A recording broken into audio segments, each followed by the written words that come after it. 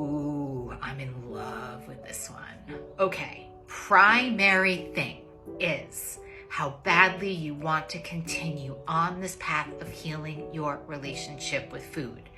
That is number one, primary, most important thing. Put that in your pocket, write yourself love notes, everything in between.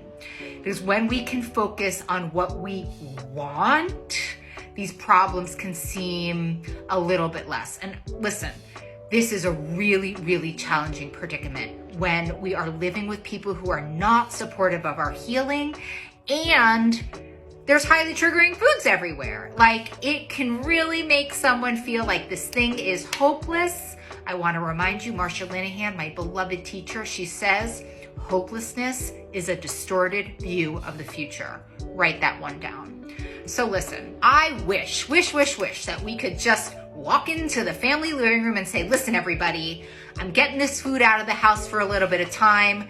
Tough nuts. That's what's happening. Only healthy food in the home. I mean, I wish that was true. It's not true, and it's not true for so many of us. And the thing is, having a supportive family cannot be the contingency. Like, it cannot be the only way that we can get well. No way, we are not giving away our power. And here's the other thing, like, especially when you have kids, you know, we don't want to block like all unhealthy food all of the time. Like, of course we don't want to do that. So here's what I want to say. The answer is not always the opposite. Like, the only answer cannot be to get all the food out of the house and get everybody on your team. Again, I wish it was. But what if we try to get you something a little bit more balanced? That still is you putting a stake in the ground on your desire to heal and some self-love. Here's my idea.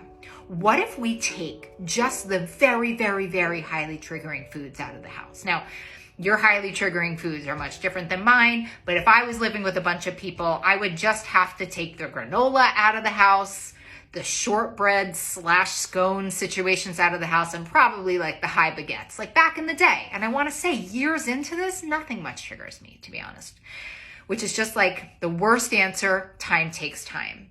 So if you could take those things out and then think of the things that you're more neutral about, like, who cares about goldfish? Who cares about mini Chips Ahoy? Like, I don't, maybe you do.